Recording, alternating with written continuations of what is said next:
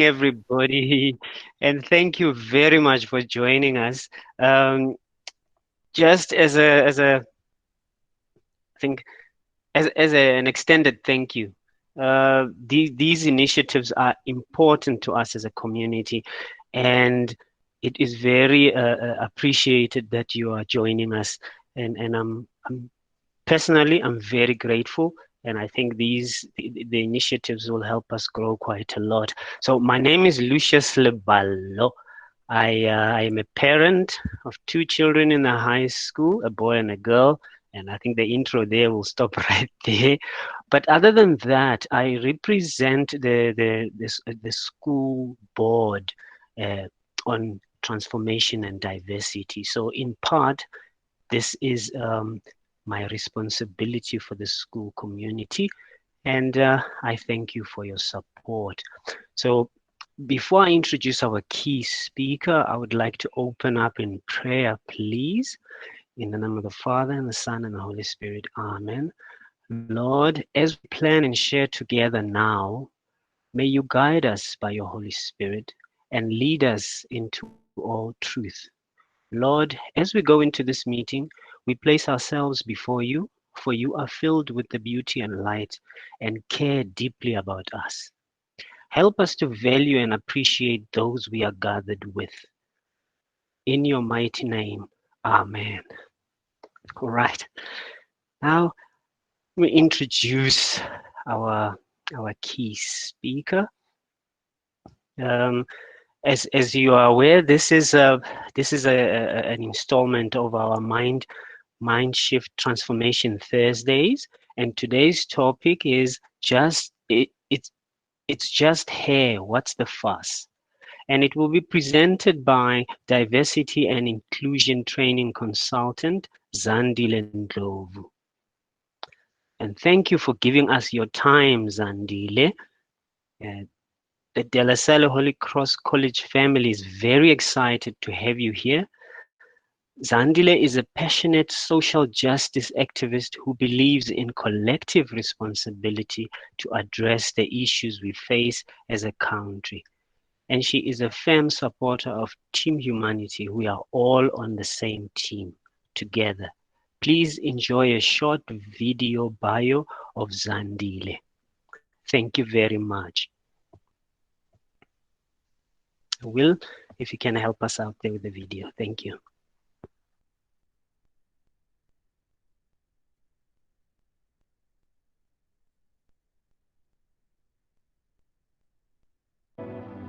Hi, my name is Zandile and I'm a freediving instructor based in Johannesburg. The work that I do when I'm not doing freediving is I do diversity and inclusion work. All that means is that I help schools and corporates dialogue around the hard discussions, so be it gender or race or the many things that can happen in the workplace. I'm 31 years old and I'm recently plant-based and I'm absolutely loving it. So I have been scuba diving for about 4 years now, and I love scuba diving just because you have time underwater to observe all of the marine life, to be wooed by everything that's in the water. And freediving is different in that your dives are way shorter, but they are also so much more intense. So I love freediving for the simplicity, but also just the incredible place that you go with every single dive. And recently I got asked which was my favorite part, the descent or the ascent. And I was just saying I absolutely love the free fall. And for me, I've probably come to love the free fall because it took me a long time to get comfortable into it. I created a brand that's called the Black Mermaid, and the Black Mermaid holds two parts to it. So it's the Black Mermaid Foundation and it's the Black Mermaid Store.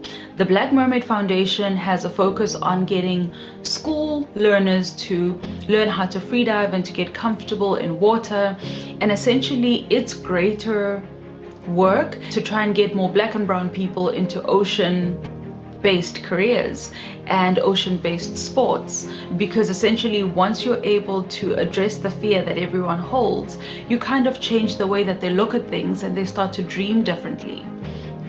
So that's one. And then the Black Mermaid store is to increase physical representation. So growing up, I never saw people around me who looked like me who dived. So even on scuba diving trips, I was often the only, black person on the trip that is on the boat to dive.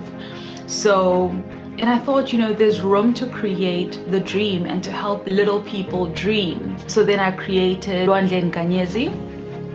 So that's Lwandle and that's Nkanyezi. And they are an opportunity for us to increase representation because, there's divers coming up everywhere across the world, which is fantastic.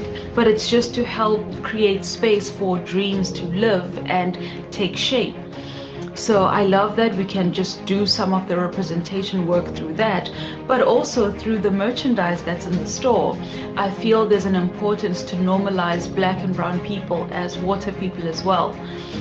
So, and I think in changing that perspective, then even when underwater opportunities, be it for film or incredible projects come up, then people are able to say, hey, are there other people that we can look at? Can we diversify the people that we're looking at for this work? Which I think is incredible because that's how we change narratives and that's how we change space. It's a fantastic thing that we have an opportunity to do. And I kind of figured I'd always waited on someone else to do it, and I decided I would be the person who does it, which is exciting.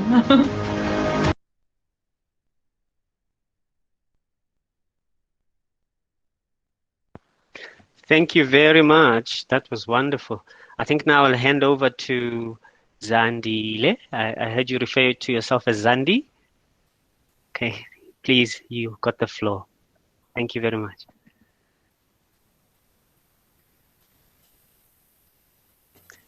Hello.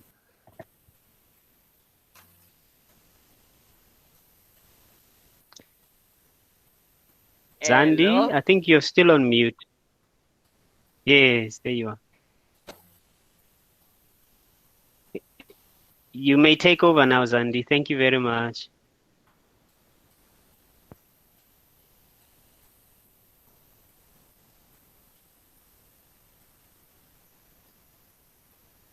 Hello.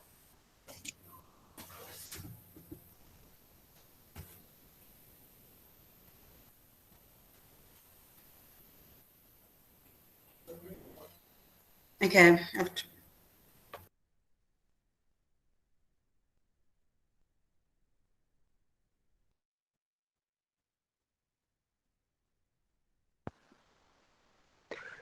Okay, Oh, I'm not sure if there's a technical issue. she's coming back Is she online now. okay? Yes, she's switching over. Her Oh, ESCOM okay. just came on now, so it was the switch over from the load shedding. She will start shortly. Oh, okay. Yes. All right. No. Okay. Thank you, everybody, for your patience. Thanks. No problem. No. Right. All right. I'll be on mute now. Good evening, everyone. I don't know if everyone's able to hear me properly, but my name is Zandile Ndhlovu. Thank you for the heads up. That gives me good encouragement. My name is Zandile Ndhlovu, and I'm a diversity and inclusion consultant. I wanted to thank you for having me on your Mindshift Transformation Thursday. I really do appreciate the opportunity. Before I go in, I like to chat a little bit about the reason for the work that I do. So I often speak about team humanity. And for me, I often feel like when we are in a position to speak, when something that is unjust is happening, it speaks to our level of freedom and our level of power. And at any point when we use our power to liberate everyone else who's around us, it's the reminder that all the work that we do is towards team humanity. There's only one team. And in each and every moment when we speak and we use our voice, we're speaking up for our teammates, which is a phenomenal thing in my eyes. So without further ado, let's go into it. So tonight we're going to be covering a few topics. We're going to look into hair. We're going to look into history. We're going to look into why we're having this conversation. Do a little story time and the lens through which we look. Dive into words, discuss appropriation, look at inclusivity, why and how we can do it, and close. All right, let's tuck in. Hair. Will.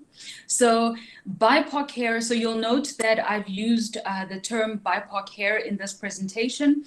BIPOC is generally used as in America, and in America it stands for Black, Indigenous, and people of color. It's a means to be most inclusive when we're having these discussions, but I've decided to South Africanize it so that it fits us a little bit tighter. And it stands for Black, Indian, and people of color, because I believe as we're having this conversation, at any point we need to be, as inclusive of all demographics. So natural hair would often be found in 3 forms. It can be natural, it can be chemically treated, and it can be in a protective style like I have on at the moment. Thank you all. All right, so you'll find that it can be really densely coiled to very loosely coiled. So it has varying textures, but also you can come across the shaven head, which is beautiful to see, because we have moved from this often being a hairstyle that is worn during mourning to a hairstyle that has become more and more embraced in society, which is beautiful to see. There's different kinks. Yeah. All right. So thank you. So there's different kinks and coils and curls, but as you will see, you might find natural hair in a little cut, a little short cut. You could be in an afro, it can be chemically treated, or it can be shaven. So as you see in the notes, I say it's styled in various ways, from a shortcut, an afro, chemically treated, locked in cornrows, or a shaved head. As we see with Casper in your vest showing us how it's done. Thank you. And I also wanted to then have a look at locked hair, because it can be perceived that locked hair is a protected hairstyle, but it's actually just natural hair as you would find it. So, but I wanted to first address the fact that locked hair is not uniform. And I know that locked hair is often referenced as dreadlocks. I do not share in the sentiment of them being called dreadlocks, because it's just locked hair. And there's locked hair can look different depending on the reasoning behind the decision to lock the hair. This can be religious, cultural, protective, modern, or just ease of handling. And that means that it will look different at different times. And we need to be cognizant of that when we encounter anyone who has locked hair, that, just because it's not tied up like the guy, like the image in the middle, the image on the right, on my right, again tells us that depending on where the individual comes from, we have an opportunity to engage in order to understand before we give we impart our norm on it. Thank you.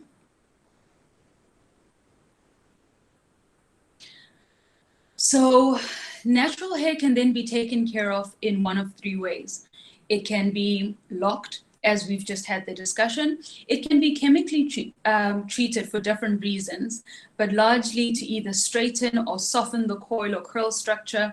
And you might see it very chemically treated. You might see it a little bit texturized so that it's just easier to handle. And you'll often notice that with natural hair, with BIPOC people, it can look very tiny when it's densely coiled, and then when it's straightened, it becomes super long. But it can also be placed in a protective style to help protect the hair from breakage due to continuous handling or colder weather, or just ease of dressing.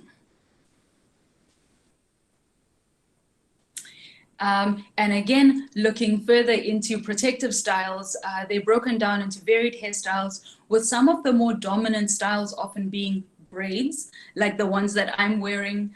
It can be a wig, it can be cornrows, like the third image, or it can be knots, which is the fourth image.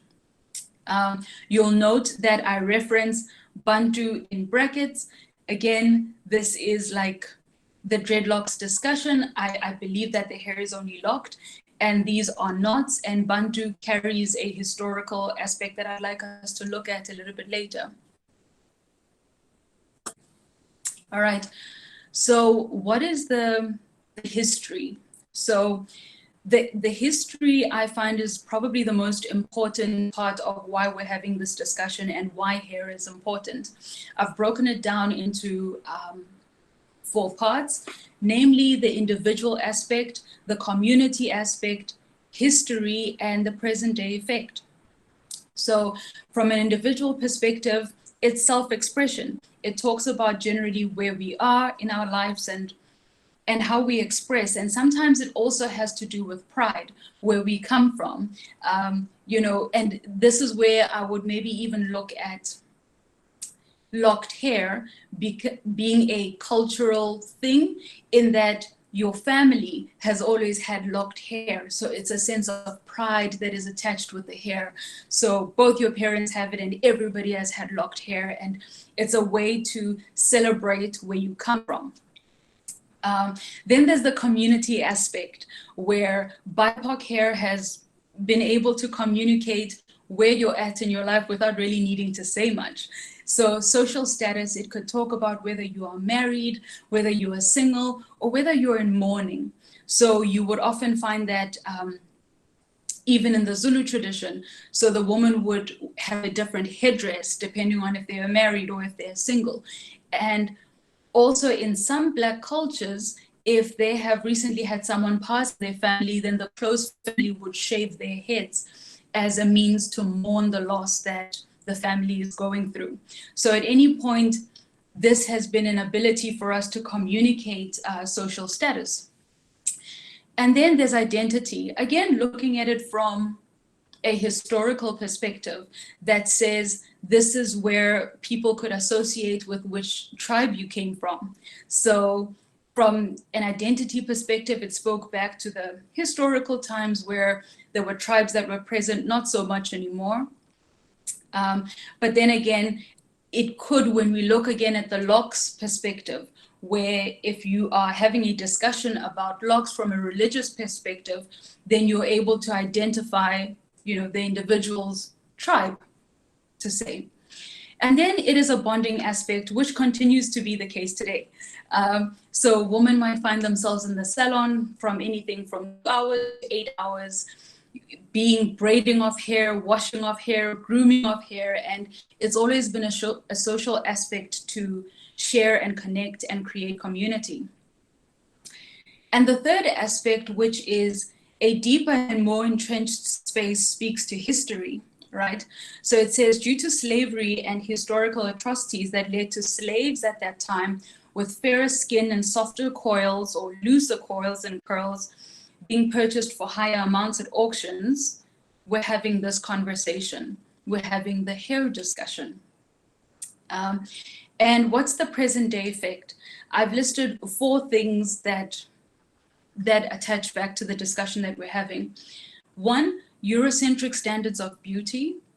2, colorism. 3, work opportunities. 4, compensation discrimination. And lastly, the ethnicity box. So when we look at Eurocentric standards of beauty, it's a discussion that relates to proximity to whiteness being an assumed standard for beauty, which over the years has been challenged to become more inclusive, which is fantastic. And when we look into colorism, it's the assumed intellect and beauty due to proximity. This means that people with fairer skin and would then have more access to opportunities, which is another norm that is being challenged in the present day, in our present day. When we look at work opportunities, this ties back to the first and second topic that we've looked at, where employment opportunities were more favorable to people with fairer skin and less kinky hair. When we look under compensation discrimination, again, looking at the already 3 named present day effects of our history, this meant that like when fair-skinned slaves were priced differently and had different privileges, the same happened in the workplace, and is something that is being challenged to this day, where colleagues doing the same work were paid differently due to prejudices that exist because of hair and skin color. And lastly is the fantastic ethnicity box. So I often, when at any point when one of these marketing companies call me and they say, we just want to know, are you white, black, colored, or Indian? I kind of always stop and I say, I don't want to answer that. And what does that mean? And do I even have to have that discussion with anybody? But when I sit in myself, I realize the importance of this question. It's important because it's a means to track if opportunities are becoming more equally distributed, if incomes correlate to function with colleagues, and essentially if there's any prejudice that is still largely at play in the realm of opportunities, as this would then expand to the homes that we buy and the cars that we drive, assuming your affordability status, because at the end of the day, our affordability looks different. You could have high income and your affordability, what you spend your money on, is different. But when we look at the ethnicity, at the ticking of the ethnicity box, it's just a reminder for us to know that at different times in our history, certain people had more access to opportunities more than other people. And this is a way for us to keep abreast of what is happening if society is becoming more inclusive and thus more equal. At least that's the hope.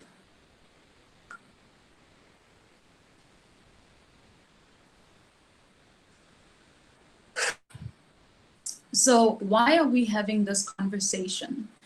Well, it's because we have often said rules are rules that stay rules, because it's always been that way. And at a point, we always need to remember that at a point, rules were not inclusive at all. And then there's the discussion of grooming and future currency. So, and when I talk about grooming and future currency, in the idea of private schools, generally, the greatest pride and achievement is the learners who succeed and hopefully become industry leaders. This brings pride to the school from where they come. Inclusivity is about creating room for the genius to expand past any comparison model to any other school, where the learners are not only excelling in the school model, but are excelling in the growth and grooming of the self. This is the hedging and future grooming that no other institution could compete with. And this is the currency of the future, which makes this conversation incredibly exciting for me. And with that, we arrive at our story time. So I wanted to share a story because I often feel like we have an opportunity to travel and walk in the shoes of, in spaces where we might not ordinarily find ourselves. So I'm going to share a personal experience. So I was working, I was in corporate and doing very well. And one of the companies, of a group of companies, headhunted me and said, hey, Zans, you're doing amazing. We'd like you to come across and, there's all of this planning for everything that you're going to be. And in the interview, I got asked a question I'd never been asked in my life before. My director, whom I would have been reporting to, asks me if I always keep my hair this way.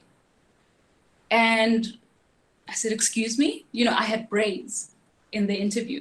And I said, excuse me? And she said, I just want to know, do you always have your hair that way?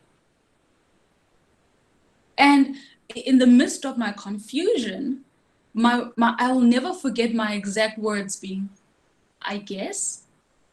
And I mean, from growing up, my mother had always said, neat hair is braided hair, and neat hair is And my natural hair was never a space where you could go to school with it. So yes, there was the ease of dressing in that there was less crying in the morning when you had braids. But I had never in my life had someone ask me if I keep my hair braided. So anyway, I say, I guess. And she responds, good, because I don't like lusiki hair. And that was mind-blowing. Part one, I didn't even know where lusiki was. Part two, I figured that it was a referencing to some kind of rural place. And the other director, the transformation director who was in the room, she turns around to me and she says, all she means is she doesn't do K hair. I thought, K hair? And so this is an interesting space where I could have never fathomed that anybody would have asked about how I groom my hair, part one, and part two, the referencing it to being rural, and the next person in the room affirming the use of the K word in reference to what would be my natural hair. And so with that, for me, my questions were, did I realize in the moment the oppression of expression that was happening? No, I was in there because I was really smart, I was doing really well, and they had wanted me. So I did not have the moment to realize the oppression that was happening. And two, did I realize the level of trauma it would prove to be over time? No, I didn't. And three, is the story about the individuals in the room? No. So why am I sharing this story? I often feel that it's in our experiences and the telling of our stories that we're able to allow people who might not ordinarily walk in our shoes to be able to see and hopefully experience and feel and empathize with those that they might not be able, with experiences that they might not have themselves. And it's an opportunity for us to, it's not about the victim or the villain in the room when we tell stories. It's a question of who do we want to be in society. And as we observe the story being told, and as we place ourselves in these stories, we realize that we have an opportunity to decide who we want to be in society. And I think there's also often I've actually made a note about it. So society says to hide stories that bring shame to the family or the institution. But I dare to propose that we keep on telling our stories in whichever way that we see fit, for two reasons. Stories are not about the villain or the victim, but they question who and we are in society. And two, there's a communal healing in storytelling. A space that feels volatile and shamed all of a sudden has home and safety in a way that an address in the home or organization might not bring. And for me, that remains the most important thing. And it's in the sharing of our stories that we realize that our experiences are not individual. They've taken on different shapes and forms over time. And when we tell our stories, we connect and we heal and we travel. And institutions always need to remember that, it's not a shaming in the telling of our stories, because the stories belong to us as well. They are our experience. But it's an opportunity to engage, but to also engage meaningfully, respecting and understanding where the person comes from.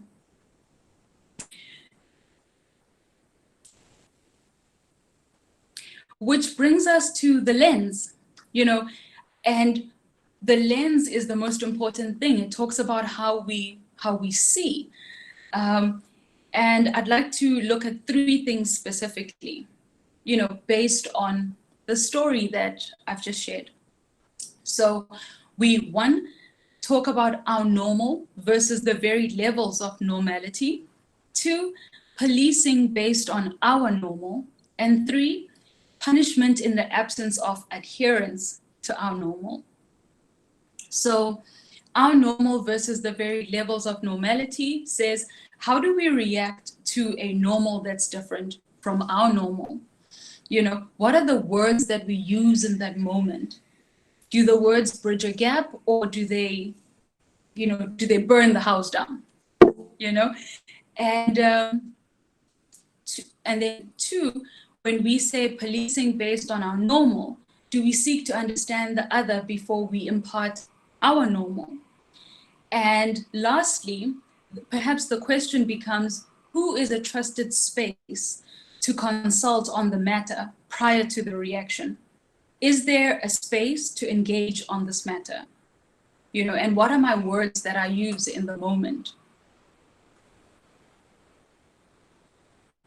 Oh, hold on. Sorry, Will, please just go back one. All right. And so with hair, the oppression of this expression leads to the larger societal problems that we observe today, where there's a call to redefine the norms associated to beauty or professional standards, and policed expression of the people outside of the norm. And I think that's always important, something that we always need to keep with us in building inclusive spaces, in creating safety for team humanity. These are the constant conversations where we are aware of what happens outside of our norm and how we react to it.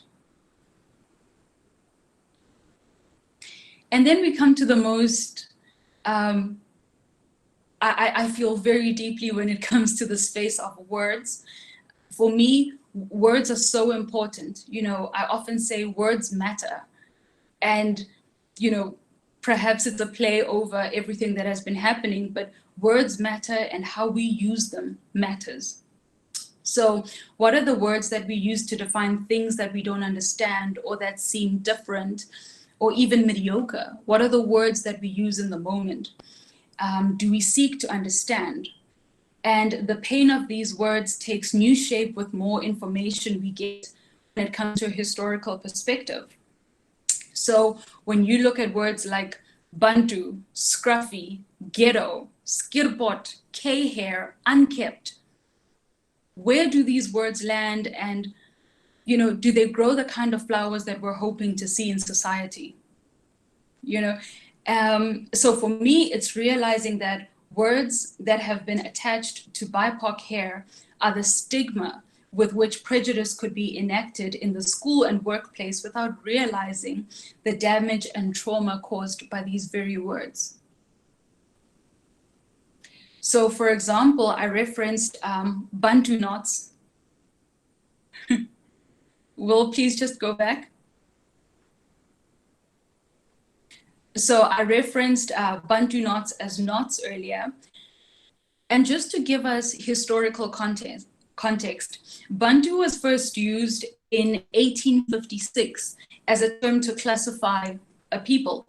So through the apartheid period in the 1960s, the native word was replaced with Bantu, which later became despised by Africans as it was associated with apartheid, but it was also associated with the inferior treatment that came with the transition. So from 1977, that term was slowly replaced by Black. And yet we continue to, call it Bantu knots when we could just call it knots, right? And I posted this post of Minnie Dlamini as it is because social media is a big part of our lives. Minnie Dlamini has almost 4 million followers.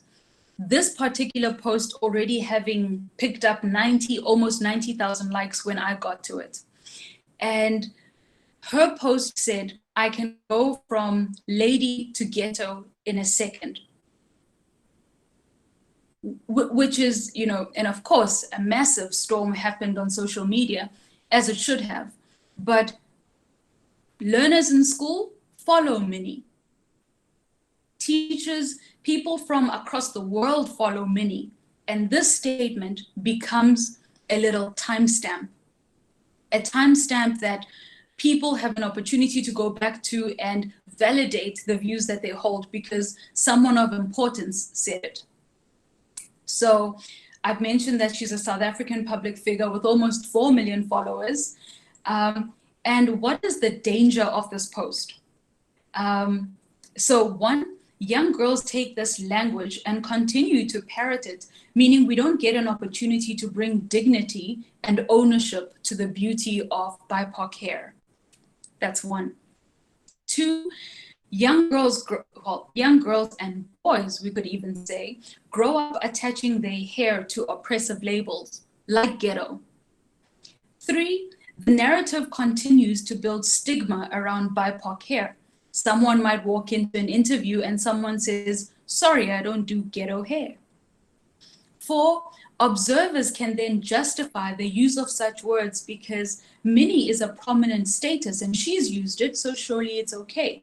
So how are we also taking urgency and agency in creating the change? And lastly, there's the power of social media. You know, someone might be sitting somewhere in Jamaica and say, oh, you know, what's ghetto? You know, what does that mean? Is that, you know, do all women that look like this, you know, is this ghetto? And we need to remember that social media has become more than just South Africa, it's an entire world. And someone who is as large as Minnie Dlamini is communicating to the world that this particular look is ghetto. And all you need to do is go into the dictionary and you're able to tag a person without even knowing them. The problem of stigma. Thank you. And then we arrive at cultural appropriation. So what is cultural appropriation? So this is referencing, so I think Adele did a good job to kind of have this post out just before our talk because we could kind of reference a very recent happening. So Adele posted this picture. Adele posted this picture with her wearing knots. They pretty much often referenced as Bantu knots. And again, a little storm happened. A storm was about cultural appropriation. So what is cultural appropriation? It's the adoption or theft of icons, rituals, aesthetic standards, and behaviors from one culture or subculture by another. Why is it appropriating? Appropriation often occurs without any real understanding of why the original culture took part in these activities or the meaning behind these activities, thus converting culturally significant practices and beliefs into meaningless pop culture or significant that is completely different or less nuanced than they would originally have had. The problem with appropriation. So what's the gist of this discussion? The gist of it is that appropriation is profitable, and that's part of the larger problem. And the effect is that objects and traditions of the marginalized, but not its people. And I think this is important that we realize that its objects and traditions of the marginalized, but not its people, are seen by the dominant culture as exotic and edgy, thus free for the taking, rewarding one for traditions that are punished in the original culture, often the marginalized. So I thought this would be an important discussion to have. And I mean, Adele has almost 40 million followers, again, on social media. And this post at the time that I grabbed it off the internet had over 5 million likes already, with a soiree of comments under it. And I just thought that it would be important that we just have a look at it where we question ourselves. You know, what is cultural appropriation? Is it right? Is it wrong? What does it mean? And just to help give us clarity in the discussion. So when we get to inclusion, why do we want to be inclusive? Well, I wanted to cover 3 things. There's confidence, there's the full expression effect, and there's the bottom line effect. So one, when we talk to confidence, it builds confidence for all learners. It says we have an opportunity to learn without boxed restrictions that pertain to our existence, especially something you don't get to choose, like your hair or your skin color. Then it looks at the full expression effect. And the genius level takes on a new form when intellect is not the only marker of greatness. Self-confidence met with inclusive spaces doesn't only create powerful leaders, and it doesn't only create more job creators. It creates new industries. It creates the ability to flourish different. The full expression is wearing the shoes fit for you. Expressing yourself without fear of punishment. It allows you to explore without fear. And this exploration is the find. And I thought this was, in the morning when I was mulling through this discussion that we're having right now, I kind of thought about people wearing shoes that are too small for them or too big for them. And the idea that at any point when you're wearing shoes that are too small or too big, you don't walk around comfortably. You don't walk around feeling like you own the room. There's different levels of discomfort that are associated with it. And I thought it was just a beautiful reference when we discuss the full expression effect, when we feel like a space is inclusive. So the bottom line effect, because we are more confident in ourselves, we show up differently. Because we're more confident in ourselves, we show up differently in our families. And that just talks to the little self, family, workplace, social, and extracurricular part. It says that because we're more confident in ourselves, we show up differently in our families, we show up differently for ourselves, where the liberation of expression liberates the immediate family. And in the workplace, when our intellect is the currency versus the normative, we participate differently. And this flows into our social spaces and later in our extracurricular activities. Be it as a ballerina or as a freediver, your engagement is different because your looks are the furthest thing from your mind. At any point when you arrive, you can be authentic without being afraid. So when I was referencing the bottom line effects, there's various studies that have been done, but in this particular fact that I'm sharing, it was a study done by the Boston Consulting Group who found that diversity has an effect on the bottom line. It has a direct effect on the bottom line. It increases the bottom line, showing up to 19% higher revenue due to innovation. And you might say, how would that show itself? Because why is that? It's because transformation, it's very different to diversity. And diversity is very different to inclusion. These are different places where we need to travel within ourselves to realize that, what is the hope of transformation? What does that often achieve for organizations? And why is it so different when an organization is diverse and inclusive? And why are they then able to show a higher bottom line? Awesome. So how do we become more inclusive? Well, words matter and how we use them matter. And two, we need to continuously assess how inclusive our current structures are, being aware of our inability to be cognizant of oppressive structures when the experience is not lived. So oftentimes we find ourselves sharing from where we come from, but sometimes where we come from is not a lived experience of the particular suffocation that might be happening. So it's to continuously be aware of our inability to be cognizant of oppressive structures when the experience is not lived. And then there's creating a continuously dialoguing culture when crafting inclusive structures. We realize that it's in the dialogue that anything is ever going to change, but it doesn't mean that the dialogue is going to be easy. And that's why I look at the 4 agreements.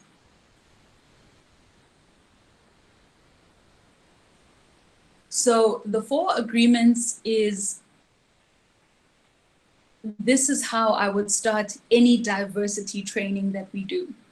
Before anybody gets into any conversation, these are the 4 agreements that we make. It has everything to do with how we participate, and it gives us we almost sign on to say we're going to be in this process with you to the end, because it might be difficult, but we're here for the change. So it's to 1, stay engaged, 2, experience discomfort, 3, speak your truth, and 4, expect and accept non-closure. So what does stay engaged mean? It says when our mind encounters difficulty, it often wants to go away to a place of safety and then return once we're over the speed hump. And if we're going to craft these inclusive spaces, there's going to be a requirement for us to stay. And we need to make that commitment in the space if we're going to be crafting this together. And 2, it's to experience discomfort. So sit in the discomfort. I think we all know that we grow, be it in our work or in sport, when our beliefs are challenged, and in difficulty, we learn to push past, the space where we had initially been sown, and we find that we break out of the old skin. And I mean, breaking out, I often reference like when a snake breaks out of its old skin when it has to molt. It's a difficult process. You have found this incredible skin that has protected you, helps you to move fantastically, but you outgrow it at a point. And that process is not easy.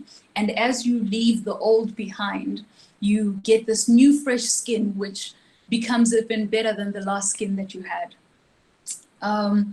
Speak your truth. It's when we tell our truth versus attempting to assimilate or share homogenized views for peace that we can actively engage and bring lasting change. It's in our truth that we bring change. So just a reminder that when we speak our truth, it doesn't need, it will be engaged with, and that's okay.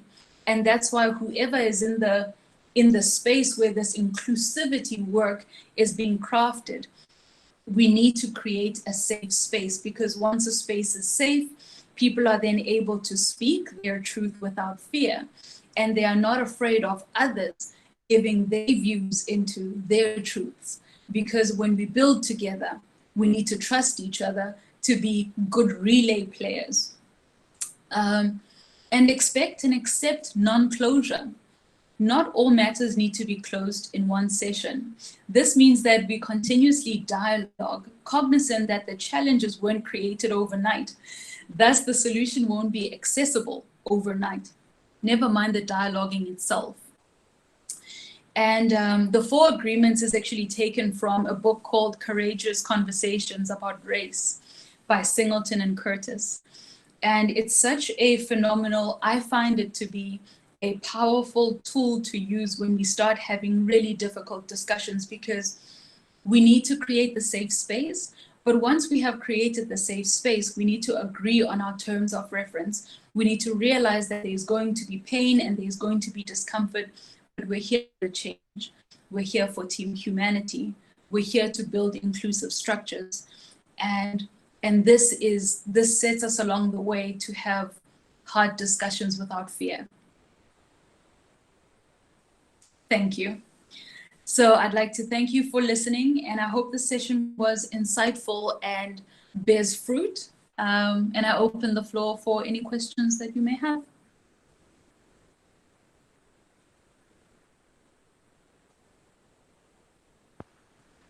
Thank you very much, Zandile. That was very informative and extremely inspiring as well, giving us as a community different perspectives. And so I don't know if I should carry on maybe use. having this discussion, but Mufaro asked what determines how fair one's skin is within the BIPOC community. I don't think there's a determiner for how fair one's skin is. I mean, at the end of the day, there are some people who they don't even look like they belong in the BIPOC space. So how fair one's skin is, it could be anybody's skin is just, everybody's skin is different. And I think it's just to say that the fairer the skin, historically, the more access and opportunity has been afforded, has been attached to that. I don't know if anyone has any more questions. Zandile, I wanted to thank you before you went to the questions. So I wasn't sure whether I'm audible or not, but I'm loving the passion and the enthusiasm here. Thank you very much. I can't hear anyone speaking. I can't hear anything. Okay, I'm speaking. So I'll do sign language. I'm speaking right now. Yes. So can anybody else hear me? So if you can please, okay. So if you can please Okay. type in your questions in the box, because I think it kind of helps me, but I don't know why I don't have anybody's audio on the other side. So okay, Zandile. what about wait, hair and gender? Polite. So Heather, I see your question about hair and gender. The gender is, so hair remains important for females as much as it is important for males. You know, in certain cultures, it's different in that, you know, the longer the hair, the more important, you know, that's an important part of the hair story. So when we look at hair, it's just a reminder that we want to create inclusive spaces. And what does inclusive mean? It means that rules need to be open for all to be able to express themselves in the best way that they feel is possible. That's not to say that anyone should have blue hair at school, because it's a different time, but the rules that we look at when it comes to hair, they must be inclusive in their nature. So hair and gender, there is no difference. At the end of the day, everybody grows the same hair out of their scalp. And the question just says, how do we create rules that are inclusive? When we say, you know, tie your hair up, what does that mean if my hair does not grow downwards?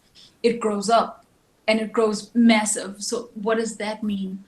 And that's the discussion that we're trying to have. We want to always look to be inclusive in the rules that we draft. Jackie asks that, I feel that when we try and impose rules and comment on people's hair and looks, we attack the core of their being, and as a school, we should stay away from being too prescriptive as children try and express their identities. I completely agree with this. When we look at, for me, I definitely do believe that hair should be out of the face, because when I look at my little nieces running around when they have braids, I can't imagine how they will be able to pay attention in school while the hair is a fantastic way of flicking in different directions. Sorry, I don't know if Polite is calling me. Hold on. Okay, so while that's happening, I think I would like to... Lucius, yeah. I can see that you're talking, but I don't know why I can't hear you. It's okay. Let me finish talking.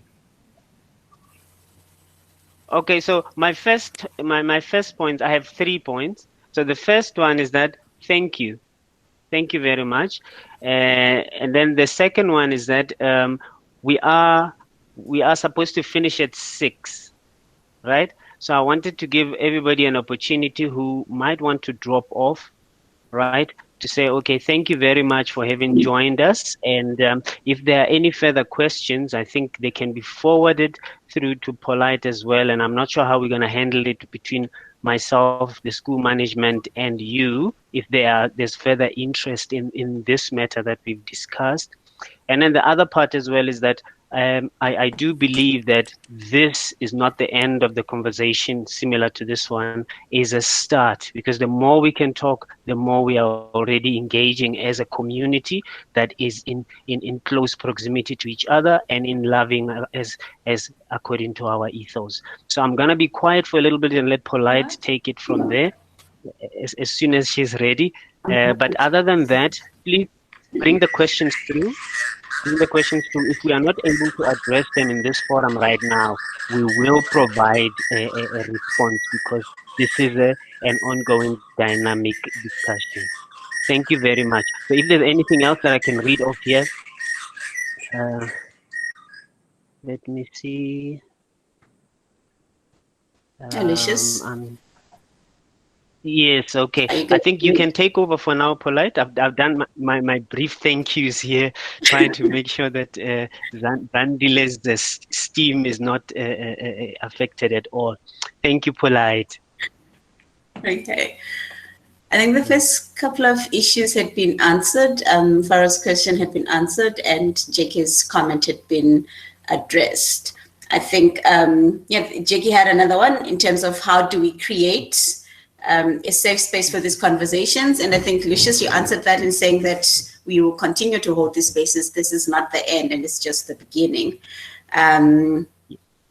Okay, this is a comment from Lorraine. She says, after undergoing chemo last year, which resulted in my Kelly mop of hair vanishing, this topic resonated with me. It's not just hair, it's self-esteem, confidence, and identity. A touch lesson learned. I think she meant a tough lesson learned. So thank you for that comment, Lorraine. Candice agrees with that. Marilise is also saying great presentation from Zandile. I'm just going to try and scroll through to see if we've got questions. Okay. Okay, so we seem to have a lot of positive comments and not a lot of questions. And Polite and I had a discussion about comments made about Chinese hair in class. And so when we talk about BIPOC Lucius, hair, I'm sorry, I don't know why my audio is dead. Polite is trying to fix it, but I see that you gave a clap, and I hope that was. That's good. So I don't know if I should I keep on responding to questions? Does anyone want to give me a thumbs up? Can you hear me? Can you? Can you wait, hear me? wait first. Wait. Yay. Wait. Okay. Yeah, like that. I think that makes sense. yes. Good. Okay. Carry on, Polite. Thank you. Yeah. Okay, cool. So we don't seem to have questions. Everybody has found the session to be quite insightful, but perhaps we can have comments because I know the management team is here as well. If anybody wants to make a comment or to speak to something that has been brought up by Zandile, and yeah, we can take it from there. All right. So from my side, I think I'm done. I'm not sure if any of the school management wants to say something over and above this. I'll give Debbie the chance. Thank you. Thank you very much. Thanks, Lucius. I'm sorry Zandile can't hear us, but it's lovely to see all the very positive comments that have come through. And I think just to stress what Polite said, that this is just the start of the conversations. And we're just all praying that we'll be able to do this face-to-face and have those conversations face-to-face in a very short time. But to all the teachers who are here, to all the parents, to all the students, thank you for your commitment in being here this evening. We really appreciate it. And yeah, we will continue from here in every way that we can. So thank you, Zandile. I'll type it in just now for a fabulous presentation, very informative and very enjoyable. Thank you. Okay. All right. Thank you. Anybody else? Where's my other headmaster? Somewhere. Okay. All right. If there isn't much and we are happy with the presentation, I think even though we can't hear Zandile, can we give her a chance to just say goodbye? Okay. I'll send her a message. All right. So Then I think I'm happy to jump in here if I could have the floor. Oh, there you are. Yes, just take over, sir. Thank you. No, nothing like that. But just again to just extend my thanks as well to Zandile for a wonderful presentation, which obviously, as many people have pointed out, has been informative and much needed. And I think a lot of the points coming through here, in terms of our understanding of hair policy, for example, and especially at the school. There are a lot of takeaways, not just from this forum and this discussion and address that we've had this evening, but I think when we're looking at schools around the issues of hair policy, it is difficult. But I think what is important for us to remember is that, most, if not all, policies will not typically discriminate directly on the grounds of race and culture, etc. But with regards to hair policy, it needs to be assessed to check that it doesn't discriminate indirectly. That means that a sort of ostensibly neutral policy can have a very distinct and impact on certain race groups, which is important. Again, as mentioned here as well tonight, policies should not be Eurocentric, and also our sort of understanding of what the norm is needs to be looked at quite strongly as well. And while there obviously is the recognition of the value of and the legitimacy of uniform and school uniform, a hair rule that indirectly discriminates against any learner or pupil, will obviously not pass a fairness test. But I think the key thing that we take away from this is that this is a step. It's not a sort of tick box exercise where we go, this is done now. I'm a great believer that in terms of our policy around hair in particular, and not limited to that, needs very much to be a consultative process in terms of how we determine that policy going forward with the various stakeholders of our school. But just again, my sincere thanks for tonight. It's been very informative, and just thank you again to our transformation team for putting this together. Fantastic. All right. So if there isn't any more from management, we can give Zandile an opportunity. As I catch it to you, lady. Let's go. Polite? Did you tell her? Yes, I've told her. I've just texted her. Okay. Thank you so much for having me. I really appreciate the opportunity to share. Thank you. Fantastic. Thank you very much. Cheers. God bless and Thanks, bless everyone. everybody who joined us today. It was a fantastic turnout. Let's build on this. Thank you very much. God bless. Bye. Thank you. Bye. Bye-bye. Bye-bye. Thank you.